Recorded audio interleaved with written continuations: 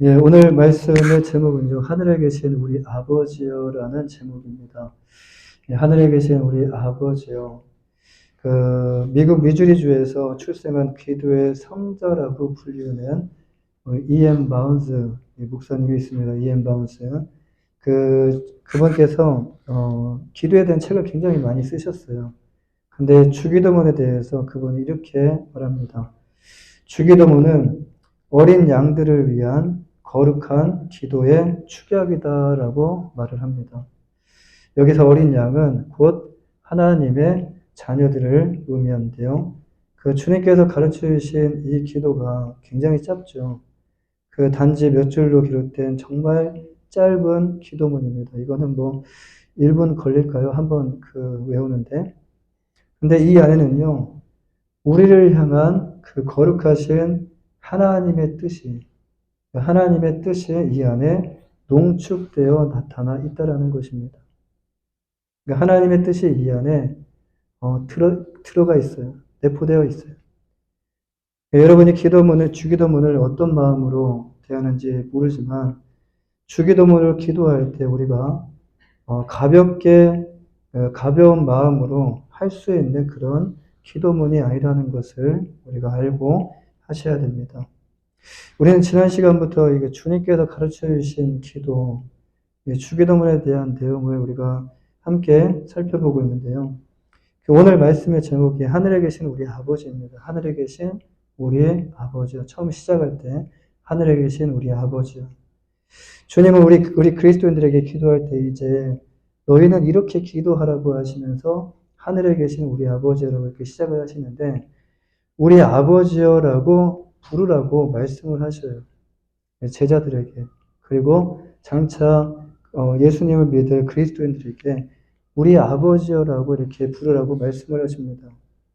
여기서 주님께서 우리라는 단어를 사용하신 것은 예, 사용하신 것은요, 이제 하나님께서 특정한 누구만의 아버지가 아니라 예수님을 구주로 믿고 영접한 우리 모두의 아버지가 되신다는 것을 의미합니다. 그러니까 하늘에 계신 나의 아버지라고 할 수도 있어요. 하늘에 계신 너의 아버지라고 할 수도 있고요. 그런데 하늘에 계신 우리 아버지는 우리 모든 사람들에게 다 포함되어 있다라는 그리스도인들. 오늘 본문에서 예수님께서 기도를 어떻게 해야 하는지 알려주실 때 제자들에게 하나님을 아버지라고 부르라고 하셨는데, 이것은요, 그 당시에 금지된 것을 깨뜨리는 정말 파격적인 행동이었습니다. 오늘 본문을 포함한 5절부터 15절 말씀을 보면은 아버지라는 단어가 7번이나 등장을 해요. 이 짧은 구절 안에 아버지라는 단어가 7번 등장을 합니다. 주님은 하나님을 아무렇지도 않게 정말 너무 자연스럽게 아버지라고 부르십니다. 유대인들은요, 하나님의 이름이 어미하고 위험이 있어서 정말 하나님을 하나님이라고 부를 수도 없었어요. 여호와를 여호와라고도 부를 수가 없었어요. 너무 위험이 있어서. 근데 성경에서 하나님의 이름이 나올 때 정말 묵음으로 그것을 그냥 지나갔거든요. 하나님의 이름이 나올 때는 그냥 조용합니다. 그 다음에 또 읽어요. 그런데 정말 반드시 읽어야 할 경우가 있다면 하나님이 아니라 아도나이, 나의 주님이라고 이렇게 읽었다라는 것입니다. 그런데 주님은 너무 아무렇지도 않게 제자들에게 이제 기도할 때 하나님을 아버지라고 부르라고 하십니다. 하나님을 아버지라고 부르라고 하셔요. 이 금지된 것을 깨트리는 것이었기 때문에 정말 이것은요, 제자들에게 있어서 충격적이었고요. 그 유대인 사회에서는요, 파격 중에 파격이었어요. 그런데 지금 우리는 어떻게 하나님을 부르죠? 하나님을 아버지라고 부르십니까? 예, 아버지라고. 어떤 분은 교회에 10년 다니시고 20년 다니셨어도 아버지라고 못 부르시는 분도 계셔요. 어떻게 하나님을 아버지라고 부릅니까? 저는 그냥 하나님이라고 부르겠습니다라고 하시는 분도 계셔요. 근데 아무렇지 않게 하나님을 아버지라고 지금 우리가 부르면서 하나님께 우리가 기도하고 있어요. 그리고 힘들 때 아버지, 그리고 뭔가 어려울 때 아버지, 눈물 날 때 아버지. 오늘 주님은요, 우리에게 하나님을 하늘에 계신 우리 아버지여라고 이렇게 부르라고 말씀하셔요. 얼마나 감사한지. 하나님을 아버지라 부를 수 있는 자격이 주어진 것이 우리에게 얼마나 감사한 일인지. 지금 내가 믿음으로 부르라고 해도 못 부르는데 내가 지금 믿음을 가져서 하나님을 아버지라고 부를 수 있는 것이 얼마나 감사한 일인지. 자, 그렇다면 우리가 기도할 때 부르는 하늘에 계신 우리 아버지라는 이름 안에는요, 어떤 의미가 담겨져 있을까요? 지금 하늘에 계신 우리 아버지요, 이 짤막한 이 단어 안에 어떤 의미가 담겨져 있을까요? 첫 번째로는요, 창조주라는 의미가 담겨져 있어요. 창조주라는 의미가 담겨져 있습니다. 하늘에 계신. 하나님은 무엇을 창조하신 분이시죠? 나를 포함한 모든 만물을 창조하신 하나님이시죠. 성경 첫 권인 그 창세기 1장 1절을 보시면 태초에 하나님이 천지를 창조하시니라라고 말씀이 시작이 돼요. 이 말씀의 문을 엽니다. 이 창세기 1장 1절 이 말씀 한 구절이요. 하나님이 어떤 분이시라는 것을 분명하게 정확하게 설명을 하고 있어요. 아, 하나님은 이런 하나님이구나라는 것을 분명하게 밝히고 있어요. 여러분 이 말씀을 깊이 있게 묵상해 보신 적이 있으십니까? 우리가 성경 읽기 시작할 때 그냥 아는 말씀이잖아요. 태초에 하나님이 천지를 창조하시네. 이거는 뭐 보지도 않아도 그냥 외울 수 있는 말씀이기 때문에 그냥 지나갈 수가 있어요. 근데 그냥 읽고 넘어가면 여러분 이것이요 아무런 은혜가 임하지 않습니다. 그런데 이 말씀을 읽고 또 읽고 하면요. 이 말씀을 통해서 이제 하나님께서 그 주시는 은혜가 임하는데 이 말씀에 이제 가볍게 넘어갔던 이 말씀이 이제 나를 압도하게 돼요. 이 한 구절 안에는요. 하나님의 모든 것이 담겨져 있기 때문에 더 이상 다른 내용이 필요가 없어요. 지금 이 하나님의 말씀은 우리에게 필요하기 때문에 창세기부터 요한계시록까지 우리에게 주신 것이죠. 하나님을 증명하기 위해서 더 이상 어떤 말씀이 필요합니까? 솔직히요, 하나님을 우리에게 증명하실 필요가 없다라는 거예요. 나 이런 하나님이야 라고 말하실 필요가 없다라는 거예요. 이제 1장과 2절부터 만물을 창조하신 하나님에 대한 이야기가 가장 먼저 나오는데 크고 중요한 이야기만이 등장을 합니다. 만약에 세세하게 적었다면 성경 우리가 읽을 수 있는 분량이 안 됩니다. 지금도 읽기가 힘든데 어마어마하게 많아져요.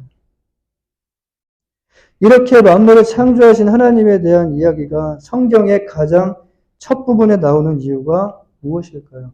이 내용이 하나님을 아는 데 있어서 가장 중요하기 때문에 그래요.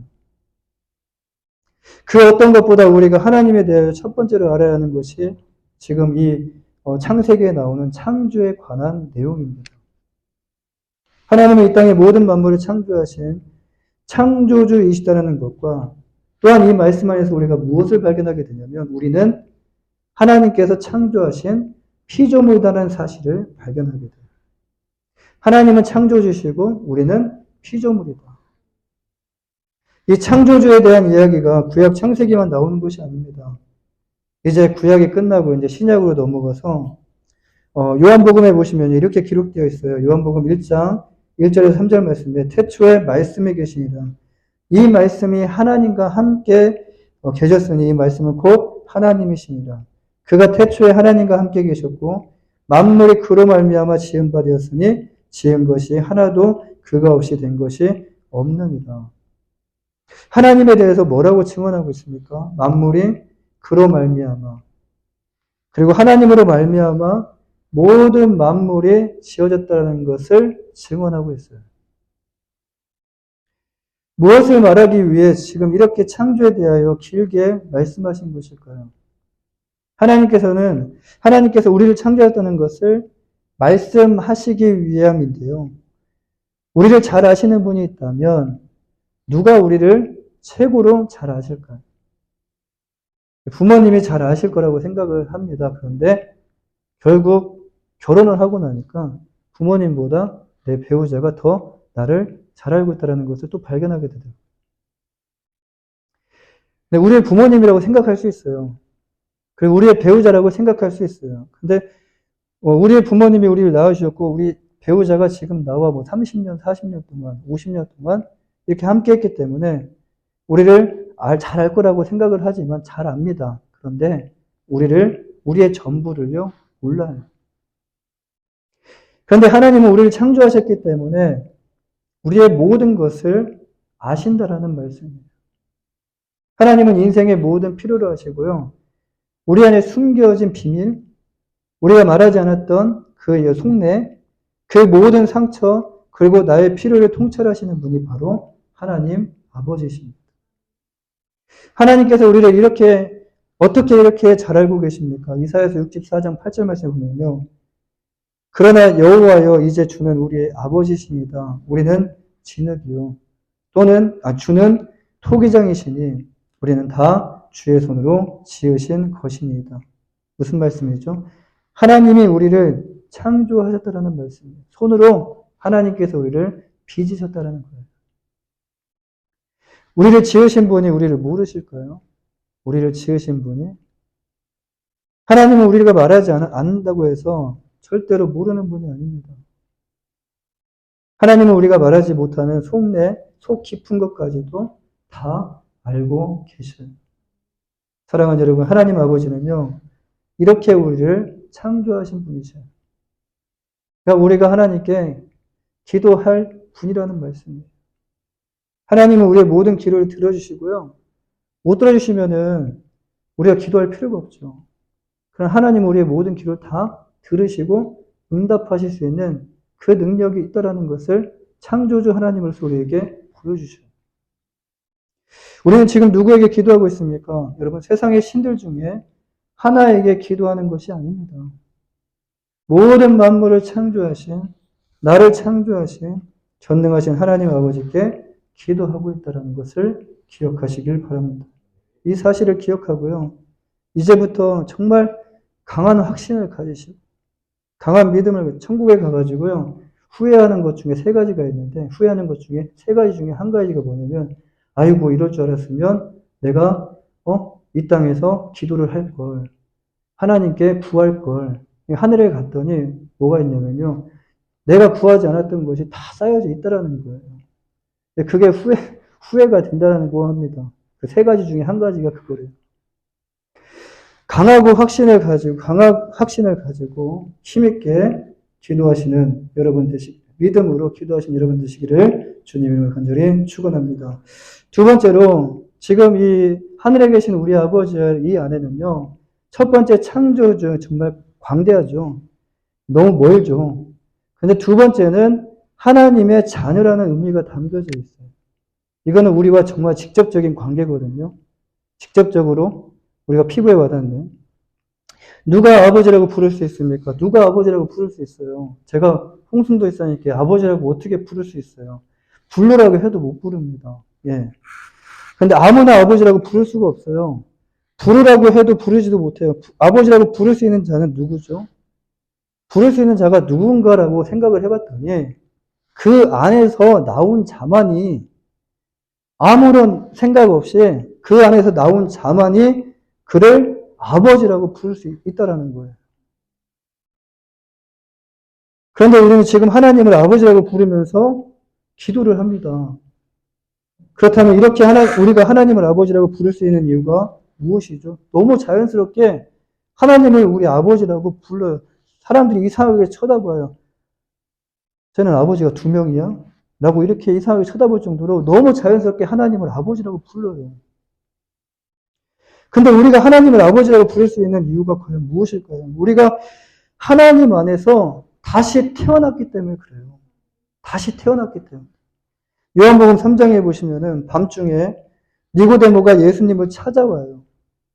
그때 주님은 니고데모에게 3절 말씀에서 예수께서 대답하여 이르시되 진실로 진실로 이르노니 사람이 거듭나지 아니하면 하나님의 나라를 볼 수 없느니라. 여기서 사람이 거듭나지 아니하면이라는 이 말씀은요. 곧 다시 태어나지 않으면이라는 말씀이에요. 근데 이걸 어떻게 이해할 수 있겠습니까?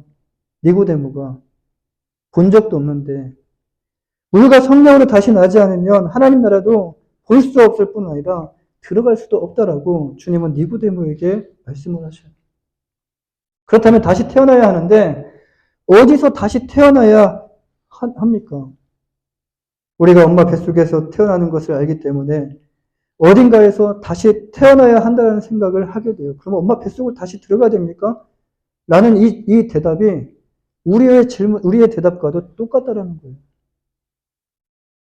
그래서 니고데모가 그렇다면 다시 태어나기 위해서 엄마 뱃속에 들어갔다가 다시 나와야 합니까? 라고 대답을 한 것입니다.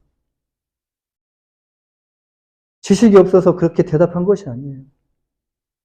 우리가 이해할 수 있는 것이 바로 여기까지예요. 우리는 그 안에서 나왔기 때문에 그 안으로 다시 들어갔다가 나와야 된다라고 그렇게 생각을 할 수밖에 없다라는 겁니다.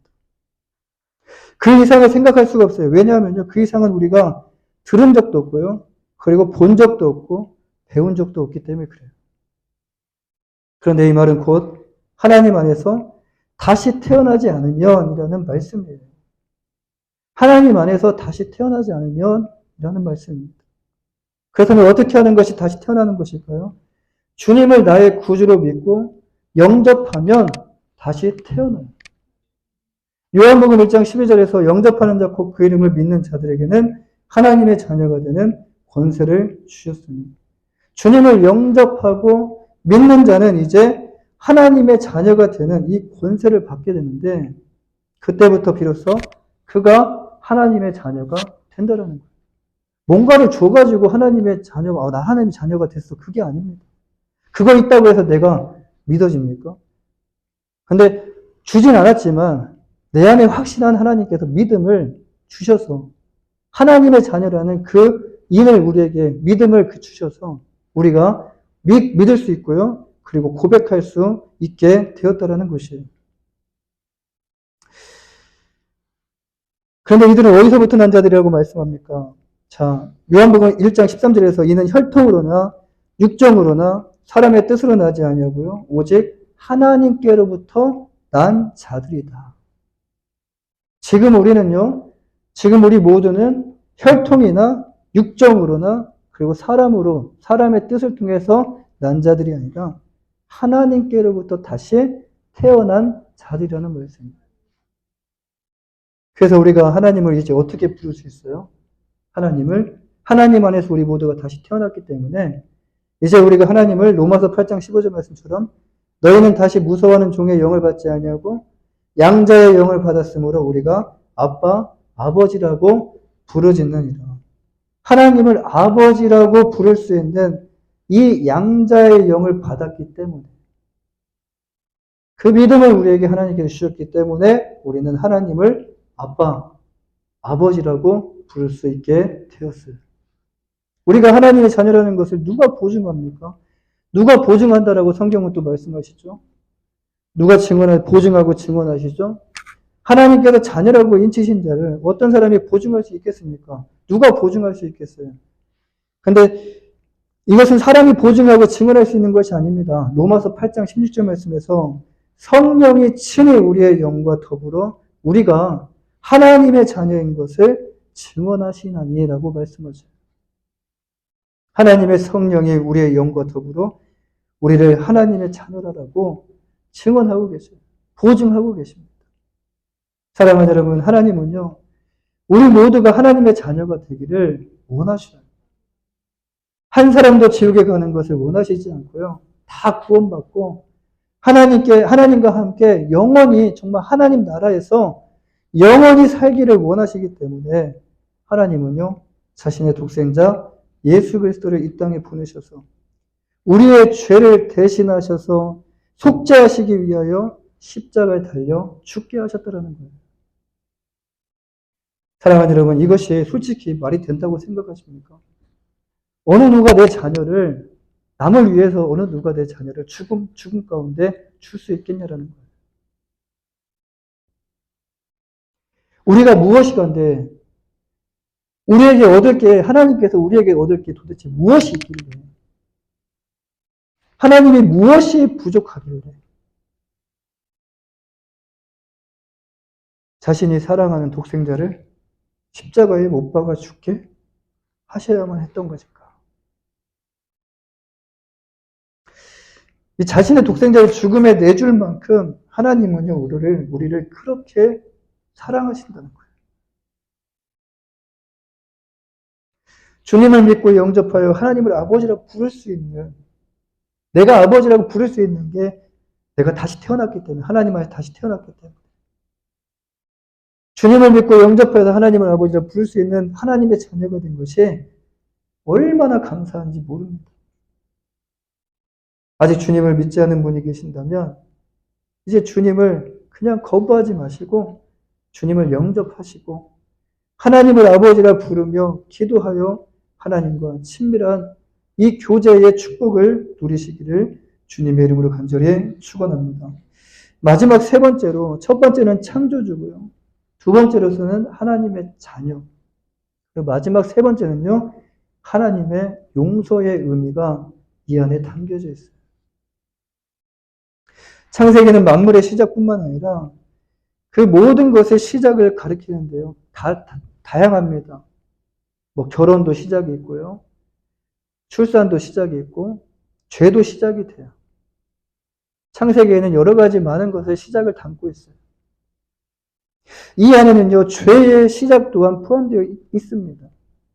창세기 3장에 죄의 시작을 말씀하는데요. 창세기 2장 16절 17절을 보시면 여호와 하나님이 그 사람에게 명하여 이르시되 동산 각종 나무의 열매는 내가 임으로 먹되 선악을 알게 하는 나무의 열매는 먹지 말라. 내가 먹는 날에는 반드시 죽으리라 하시리라. 아담에게 동산에 있는 모든 나무의 열매를 먹을 수 있다라고 말씀하셔요.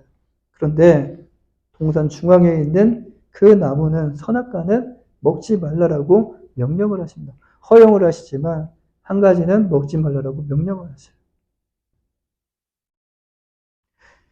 그런데 어떻게 했죠? 창세기 3장으로 넘어가서 이제 뱀이 등장을 하죠. 그리고 뱀이 등장함과 동시에 아담이 빠지고 뱀과 하와만 남게 돼요. 사단이요. 하와에게 슬그머니 다가와요. 뱀이 와서 하와를 유혹합니다. 뱀은 먹으라고 하지 않았다. 뱀은 먹으라고 하지 않았습니다. 하나님께서 모든 나무의 열매를 먹지 말라라고 하셨느냐라고 물어봐요. 그때 하와가 동산 중앙에 있는 나무의 열매는 먹지 말라고 하셨다라고 이렇게 말하면서 그것을 먹었을 때 너희가 죽는다라는 것을 말하는 것이 아니라 죽을까 하노라라고 하나님의 말씀을 뭘로 바꿉니까? 자기의 생각으로 바꿔서 말을 했다라는 거예요. 그때 뱀이요, 그걸 잡아요. 그 생각을 잡아요. 아니다. 너희가 그것을 먹었을 때 너희 눈이 밝아져 하나님과 같이 되어서 선악을 알 줄 하나님이 아시기 때문에 먹지 말라고 하시는 것이다 라고 말합니다. 여기서 하와는요, 하나님과 같이 되어라는 단어에 미혹을 당해요. 하나님과 같이 되어. 이 생각이 머리에 들어가니까요, 이제 그저 그랬던, 지나가면서 봤던 그 선악과, 별것처럼 보이지 않았던 그런 선악과가 이제는 아주 탐스럽고 아주 먹음직스럽게 보인다는 거예요. 그냥 지나쳤었는데 어떤 사람이 저거 굉장히 좋은 거라고 했을 때부터 그때 내 눈이 거기로 가는 것처럼 그렇게 미혹을 당했다라는 거예요. 결국 미혹에 넘어가가지고요. 하와도 먹고 아담도 먹게 되었어요. 이것이 바로 죄의 시작이었는데요. 이렇게 인간에게 죄가 찾아왔을 때 이 죄는요. 하나님과 우리 사이의 관계를 단절시키게 되었고 우리는 더 이상 하나님을 아버지라고 부를 수가 없게 되었다는 거예요. 친밀한 관계가 깨어졌습니다. 성경은 이렇게 하나님 앞에 죄를 지은 우리들을 에베소서 2장 3절에서 육체의 욕심을 따라 살고 육체와 마음에 원하는 것을 한 본질상 진노의 자녀였더니라고 말씀합니다. 우리가 하나님께 나아가기 위해서 필요한 것이 무엇이죠? 본질상 진노의 자녀였어요. 근데 하나님 앞에 나아가고 싶은데 하나님 앞에 나아가는데 필요한 것이 있어요. 다른 거 필요한 것이 아니라 죄에 대한 회개가 필요하고요. 하나님의 용서가 필요하다는 거예요. 죄를 회개했는데 용서가 오지 않으면 안 되잖아요. 하나님은 죄에 대하여 공의로 다스리시는 분이시지만 여러분 겸손한 자를 하나님은 사랑하시고요. 겸손한 자를 하나님은 받아들이셔요. 하나님께 겸손히 죄를 고백하며 죄를 지었지만 죽을 죄를 지었지만 공의로서 심판하시지만 하나님께 겸손히 죄를 고백하며 나아가면요. 하나님은 우리의 죄를 용서해 주셔요. 이 누가복음 15장에 보시면 그 아버지와 두 아들의 예가 나와요. 아들 중에 한 아들이요. 아버지의 재산을 다 받아가지고 나가서는 어느 날 거지가 돼서 돌아옵니다. 흉한 얼굴로 돌아와요.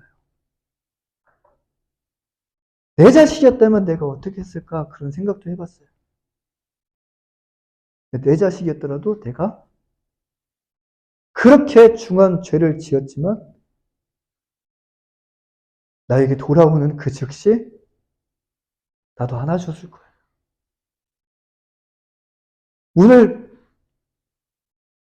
문을 닫고 차가운 데에 그냥 내버려 두지 않을 거라는 거예요.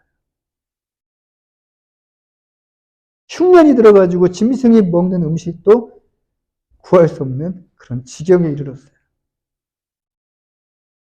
추울 때는 아버지가 무슨 생각을 하시겠어요? 너무 뜨거울 때는 아버지가 무슨 생각을 하시겠어요? 그때 아들이 생각합니다. 아버지가 용서하지 않아도 아버지께 먹을 것이 많으므로 돌아가야겠다. 그렇게 생각을 먹고 이제 아버지께로 돌아가는데 아버지는 아들이 저 멀리 오는데 아들을 못 알아볼 리가 없죠. 걷는 폼만 봐도 느낌으로도 내 아들인 것을 알게 돼요. 저 멀리 오는데 금방 알아보고 아버지가 달려가서 그를 맞이해 줍니다. 아들이 아버지께 아버지의 종으로 써달라고 하자 아버지는 이렇게 말씀하셔요. 내가 왜 종이냐? 너는 내 아들이라며 돌아온 아들을 위해서 큰 잔치를 베풀어 주셔요. 좋은 옷을 입혀 주셔요. 우리의 죄를 용서해 주시기 위해서 우리의 죄를 대신하여 십자가에 달려 죽으신 예수님의 이름을 우리에게 주셨어요. 예수님을 믿고 예수님의 이름으로 하나님 앞에 겸손히 나아갈 때 정말 내가 하나님 앞에 나아갈 수 있는 자격 없는 자지만 나는 정말 중한 죄를 지어서 하나님 앞에 나아갈 수 없지만 예수의 그 이름을 붙잡고 겸손히 우리가 하나님 앞에 나아갈 때 하나님은 우리의 죄를 용서해 주신다라는 말씀입니다. 회개하여 용서받은 죄를 또 하나님께서는요 다시 그거 가지고 들춰내지 않으셔요. 너 예전에 이랬지라고 이렇게 또 말씀하지 않으셔요. 하나님은 우리가 죄 지은 것을 회개하며 용서했던 것 하나님께서는 다시는 그것을 기억하지 않으십니다. 하나님은 인자하시고요. 정말 하나님은 자비하시고 하나님은 사랑의 하나님이십니다. 성경에 그렇게 기록되어 있죠. 기록되어 있는 말씀이 이제 내 안에 믿어지는 말씀이 되셔야 됩니다. 하나님은 인자하신 분. 하나님은 자비하신 분.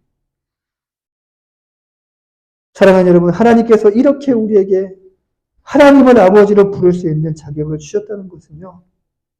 그분은 우리가 어떤 중한 죄를 지었다 하더라도 죄를 회개하기만 하면 이미 용서하실 것을 작정하셨다는 것을 의미합니다.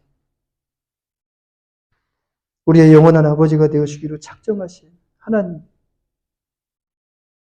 너무 감사하지 않으십니까? 하나님을 아버지라고 부르는 순간 하나님은 우리가 무엇이 필요한지 말씀을 드리지 않아도요. 이방인처럼 구하지 말라라고 말씀하시잖아요. 무엇이 필요한지 하나님 우리가 말씀드리지 않아도 하나님은 다 알고 계시고요. 그리고 다 하나님께서 준비하고 계셔요. 하늘에 계신 우리 아버지요. 하늘에 계신 우리 아버지요. 우리가 하늘 아버지를 부를 때 우리 안에 있었던 무거운 짐이 다 벗어지고요. 지금까지 짊어지고 있었던 정말 누구에게도 말하지 못하고 있었던 그 무거운 짐이 다 벗어지고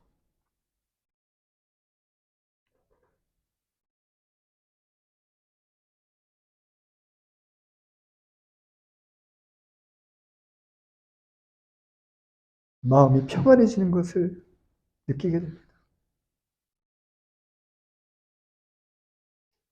사랑하는 여러분, 하나님이요 바로 우리의 아버지가 되십니다. 누가 나를 이해하겠어요?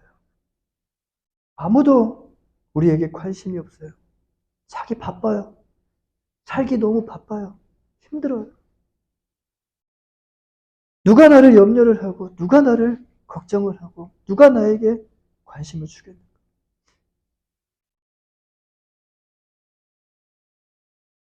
우리에게 관심, 오직 우리만 바라보고 우리만 사랑하고 우리에게 모든 것을 다 주시기로 작정하신 분이 바로 하나님 아버지셔요.